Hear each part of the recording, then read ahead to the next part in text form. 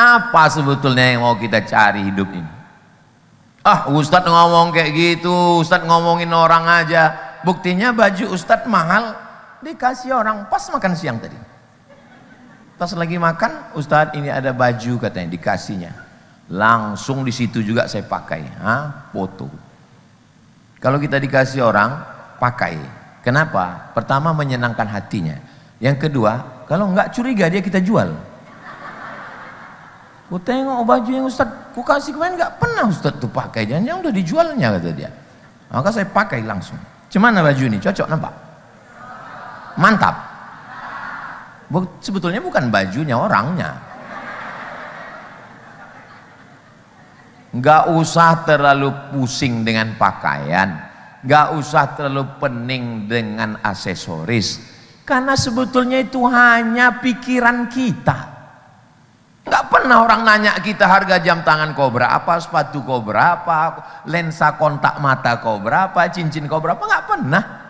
Orang pun nggak peduli kali sama kita. Kita aja yang sedang bermain-main dalam pikiran kita. Itu nama mazhabnya halu. Halu. Berhalusinasi.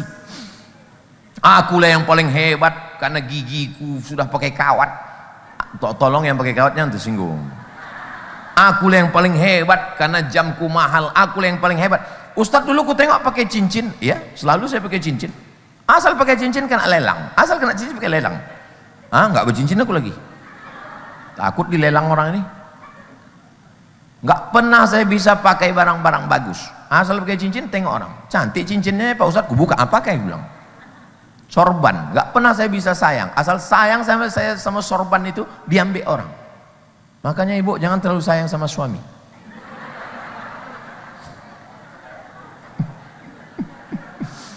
Semakin dalam rasa memiliki, semakin sedih ketika dia pergi. Boleh untuk update status besok pagi. Semakin dalam rasa memiliki, semakin hanyut dalam kesedihan ketika dia pergi. Makanya ayat yang kita baca adalah lillahi ma fis samawati wa ma fil ard. Apa yang ada di langit, apa yang ada di bumi milik Allah, bukan punya kita. Makanya ada seorang ibu meninggal suaminya, menangis orang semua. Dia tenang aja. Ibu nggak menangis, milik Allah.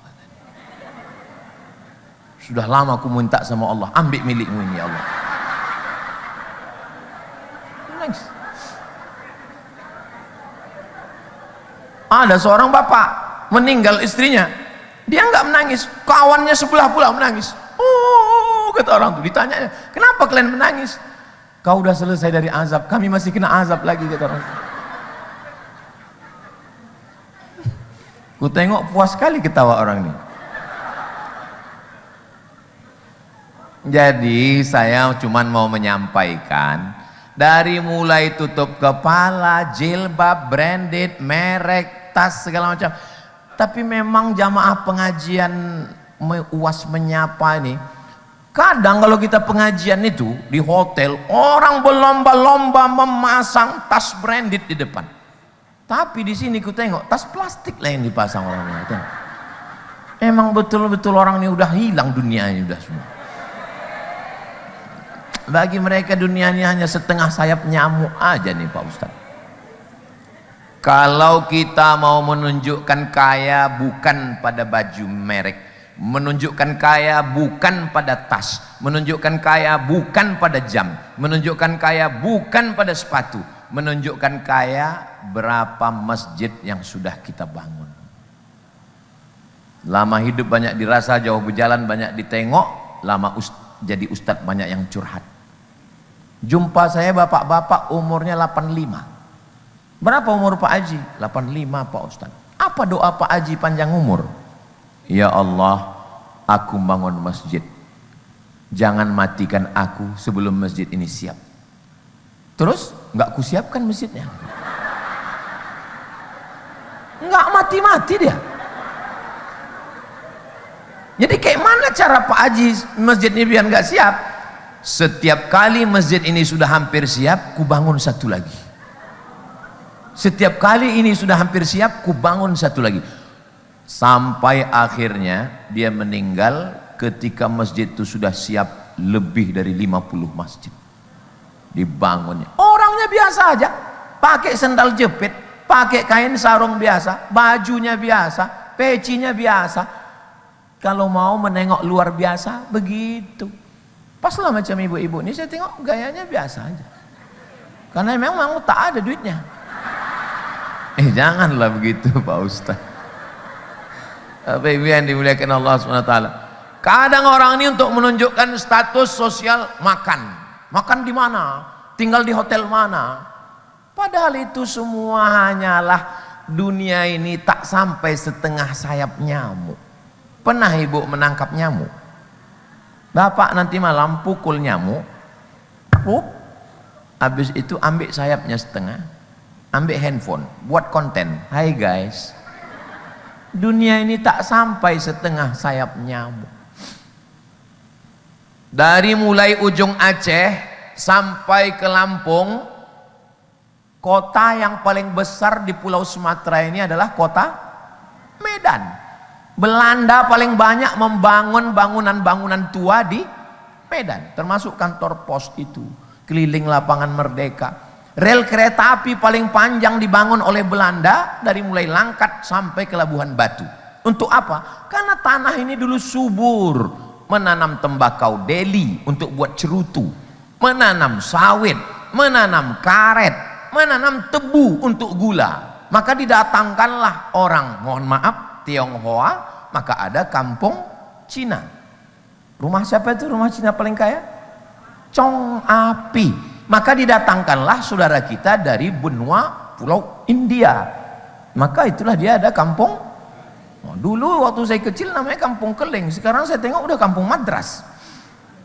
Berubah. Masjid India, masjid tua di Sumatera Utara. Artinya bahwa di sini lu banyak orang kaya. Mana orang-orang kaya dulu? Mati. Rumah-rumah yang besar dulu hilang. Tidak lagi milik anaknya pun tidak, cucunya pun tidak. Berapa banyak tuan tanah atuknya, cucunya jadi tukang jual tanah. Jadi hidup ini sebetulnya apa yang kita buat. Saya mau menyampaikan, ya pakai baju biasa aja, pakai jam biasa aja. Tapi kalau angka 3-nya tanggal, gantilah. Karena kalau enggak nanti disepelekan orang. Kalau saya enggak apa-apa. Karena saya kalau pakai jam rusak pun disangka orang mahal. Tapi kalau ibu jangan. Kalau rusak ganti. Kalau enggak nanti orang sepele dengan ibu. Kalau saya pakai jam enggak ada angka 3 ini, paling ditengok orang, wah ini model baru nih kata dia. Saudara yang dimuliakan Allah Subhanahu wa taala. Saya memang dari dulu enggak pernah pakai kaos kaki. Dari sejak sekolah di Muallimin Unipa, Jalan Sisingamangaraja, Simpang Marendal, nggak pernah pakai kaos kaki, nggak nyaman saya berkaos kaki. Sampai akhirnya waktu mau jumpa sama Sultan, rupanya jumpa sama Sultan tuh mesti pakai kaos kaki. Udah duduk udah gini, duduk, datang orang berbisik, Ustaz dari belakang, kaos kaki. Barulah saya pakai kaos itu. Ini karena nggak ada Sultan, nggak bawa kaos saya lagi. Saya hidup ini nggak saya pedulikan cakap orang, yang penting saya nyaman. Untuk apa kita gaya-gaya kita nggak nyaman? Oh gaya kita begini, gaya jaim jaga diri, senyum pun nggak mau, jumpa sama orang. Lagi saya hidup nih dinikmati aja. Mana yang paling enak, paling nyaman, nggak perlu kita kejar sesuatu. Tapi yang paling kita kejar adalah bagaimana bekal kita nanti sesudah sudah mati. Saya nggak mau juga habis acara ini lalu bapak ibu semua sudah hilang nafsu dengan dunia ini. Besok pagi ibu menjagakan bapak, bang, nggak jualan kau bang, nggak ke kebun kau bang, nggak kerja bang. Serahkan pada Allah. Bukan itu maksud saya. Yang punya kebun sawit, garap kebun sawit. Yang punya ruko, terus perbanyak toko-tokonya. Yang punya restoran, perbanyak rumah makannya. Yang punya bisnis, teruskan bisnisnya. Tapi orientasinya bukan mau beli jam mahal, tas mahal, gigi mahal, mata mahal. Tapi kita perbanyak bekal untuk akhirat. Cerdasnya Sultan Delhi, dia tahu bahwa dia akan mati, Istana Maimun akan tinggal, maka lebih banyak semen untuk Masjid Al-Masun, Masjid Raya, daripada Istana Maimun. Karena dia berpikir, aku akan mati, istana akan tinggal, anak biniku akan tinggal, jabatan kesultanan akan tinggal.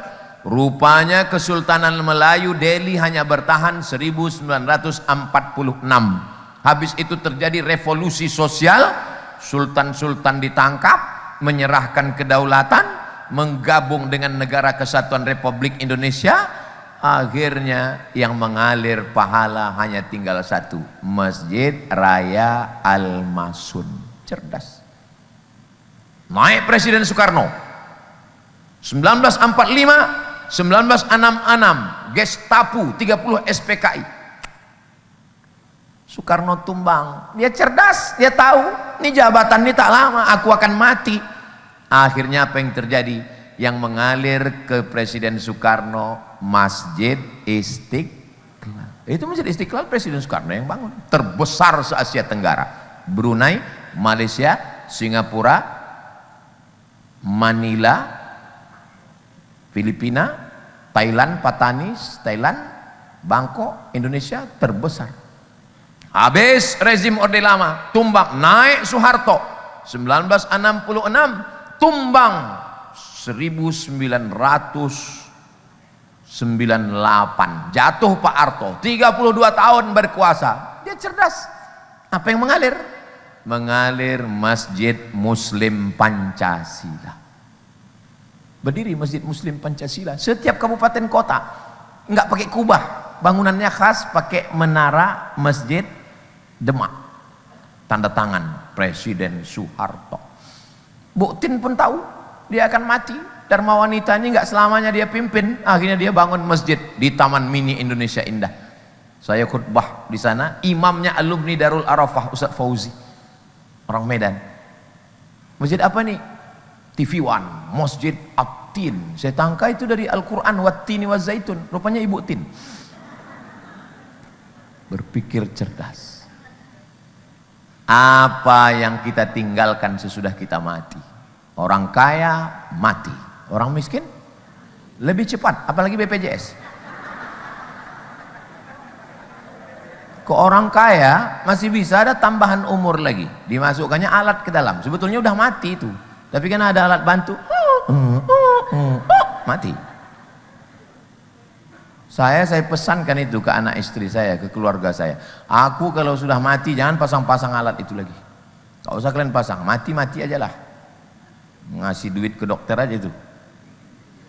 Ustadz kayaknya benci kali sama dokter. Enggak, saya ceramah ke Ikatan Dokter Indonesia. Saya tetap ceramah ke rumah sakit. Pondok pesantren masih hubungan baik dengan dokter. Tapi saya mau mengatakan, ya kalau kita mati ya mati aja. Kalau aku mati, kata Umar bin Khattab, cepat-cepat kuburkan aku. Kenapa? Karena kalau aku baik, cepat aku jumpa dengan amalku. Kalau aku jahat, cepat kalian lepas dari kejahatanku. Maka saya tulis di surat wasiat, kalau aku mati, cepat kuburkan aku. Kalau aku mati malam, ada yang menggali kubur, kuburkan malam. Dan jangan banyak kata sambutan. Ini semua kata sambutan, RT, RW, camat, kades, kadus, lurah. Ku buat situ, kalau aku mati jangan ada kata sambutan, bawa kuburkan, selesai. Kenapa?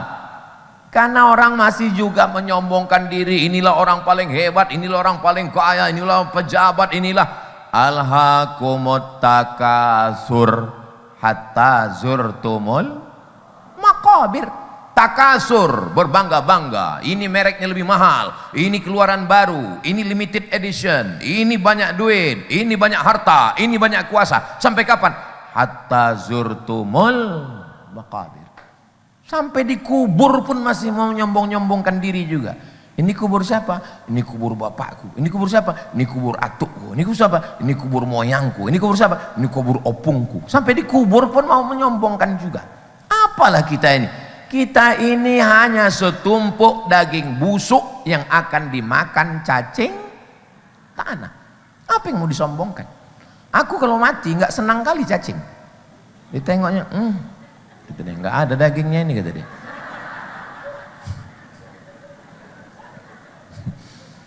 Tapi jangan gara-gara ini bapak ibu nggak makan. Sebetulnya hidup ini nggak berat. Yang berat itu memikirkan cakap orang. Zaman dulu kita kunci pintu, kunci jendela, duduk kita di kamar, tenang kita, nggak kita dengarkan cakap orang. Zaman sekarang kunci pagar, kunci pintu, kunci jendela, masuk kita ke lemari, tetap juga nggak tenang. Kenapa? Kita di komen orang, Facebook, Instagram, TikTok, grup WhatsApp yang paling banyak serangannya.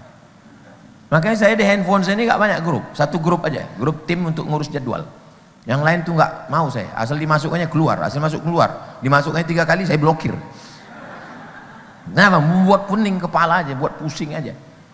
Ah, Ustadz ngomong aja begitu. Kami tengok Ustadz ada juga nya Instagram Ustadz. Iya, tapi nggak pernah saya balas komen-komen itu. Dan saya nggak bisa baca DM. Kenapa? Saya nggak ada passwordnya. Itu admin semua yang ngurus. Kenapa Ustadz nggak baca DM? Karena kalau sampai aku tahu passwordnya, aku buka, sakit kepalaku. Kepala sebesar ini mau diisikan masalah sedunia ini, meletup dia, pecah pembuluh darah. Kalau mati langsung nggak apa-apa, setengah mati ini. Nah, jadi tentang masalah ini, hidup ini kita jalani aja. Menjalani hidup ini rumusnya nggak usah banyak-banyak. Satu, ikhtiar, usaha.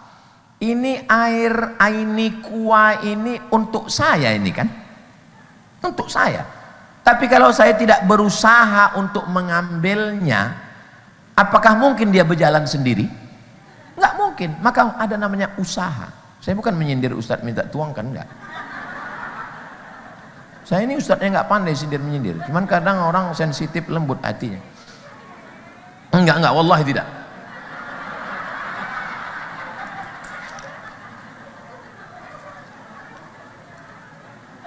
Pertama, usaha. Nah, itu bukti usaha kita dikabulkan Allah. Setelah kita berusaha, kita berdoa. Jangan gara-gara usaha kita itu, enggak, berdoa kita. Berdoa. Jangan lagi, ini sekarang banyak orang nggak mau lagi berdoa. Assalamualaikum warahmatullahi wabarakatuh. Assalamualaikum warahmatullahi wabarakatuh. Kok nggak berdoa? Ah, yang semalam aja belum makbul. Kau nggak berdoa tadi ku tengok.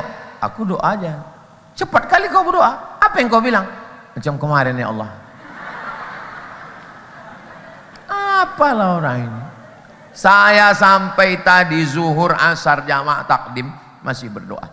Kenapa? Karena doa itu adalah simbol kerendahan hati, kerendahan diri di hadapan Allah.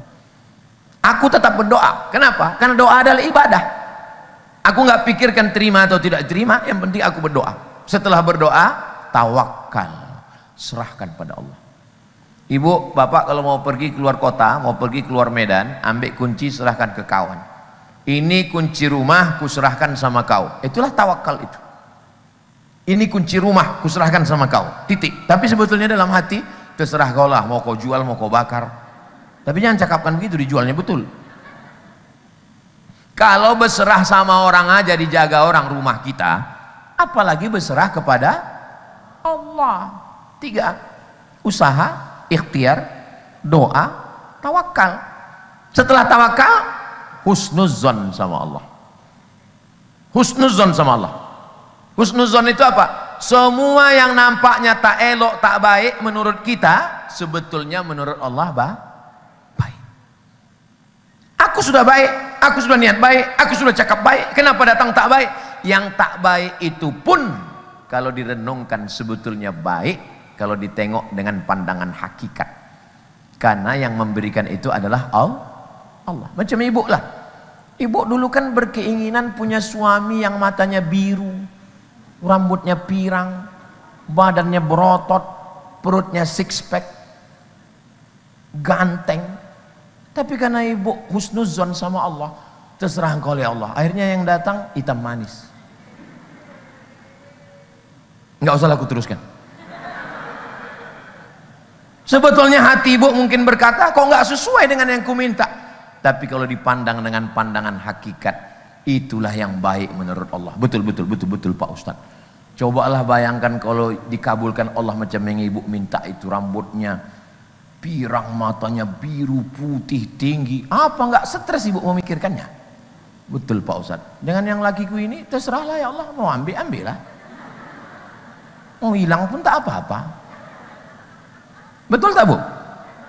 Betul kata orang ini. Pertama usaha, yang kedua doa, yang ketiga tawakal, yang keempat husnuzon, yang kelima ini yang paling berat, ridho. Ridho itu apalah terjemahan bahasa Indonesianya ridho ini ya. Ridho ini begini, ibu bapak pernah tak memandikan jenazah? Waktu air disiram, air itu dingin, diambil tisu, diikatkan kain putih ke kayu, dikorekkan ke telinga, dikorekkan ke hidung, ada jenazah itu melawan. Itulah ridho. Ridho itu artinya tak melawan lagi. Tak melawan lagi karena sudah puncak dari pendekatan kita pada Allah adalah ridho. Makanya yang diundang Allah untuk balik menghadap Allah itu orang yang ridho. Ya ayyatuhan nafsul mutmainnah, wahai jiwa yang tenang. Tenang macam orang mati. Irji'i ila rabbiki radiyatan, ridha. Kita dulu ridha, baru mardiyah. Radiyatan, kita ridha. Setelah kita ridha baru mardiyah. Allah meridhoi. Kita dulu usaha. Kalau nggak ada usaha dari kita, nggak bisa. Ridho kita menerima ketetapan Allah Subhanahu Wa Taala. Tapi ujiannya berat. Berat kali Pak Ustadz. Saya sudah baik sama tetangga, nyawa saya kasihkan. Ini baru mobil parkir motor sebentar aja Pak Ustadz. Sakitnya hati kami Pak Ustadz. Ya namanya ridho. Ridho kepada Allah. Ujiannya luar biasa. Maka balasannya surga. Karena berat itulah balasannya surga. Kalau ringan, ya rantang sama kipas angin aja lah. Ternyata ngomong di depan orang-orang yang ridho ini cepat kali waktu berlalu. Tadi saya mulai jam 2:30 kurang 10. Sekarang sudah pas jam 3 walaupun angka 3-nya hilang. Pas jam 3, berarti saya udah ngomong 40 menit. Padahal janji tadi 30 menit. Saya, Ustadz, orang yang biasa ngomong, itu kita ini ngomong itu tergantung pendengar. Kalau pendengar tua, itu terasa lama kali ngomong. Tapi kalau audiensnya orangnya sadar, tapi saya belum pernah lagi marah sama orang tertidur. Karena kalau dia tidur itu berarti udah ridho dia itu. Kalau ditanya, kok tertidur tadi? Radiyatan mardiyah. Makin dekat akhir zaman, makin tinggi cinta dunia antara cinta, takut, dan taat. Habiskan cintamu untuk Allah sehingga tak tersisa lagi cinta untuk branded, cinta untuk pagar kawat, cinta untuk itu ini. Habiskan takutmu pada Allah sehingga tak lagi takut kepada diejek orang, dinyek orang, dijatuhkan orang, diremehkan orang. Gak terlalu peduli kali kita. Habiskan taatmu pada Allah sehingga kau tak perlu taat kepada penguasa, taat kepada orang kaya, taat kepada orang lebih hebat. Ketaatan kita hanya kepada Allah.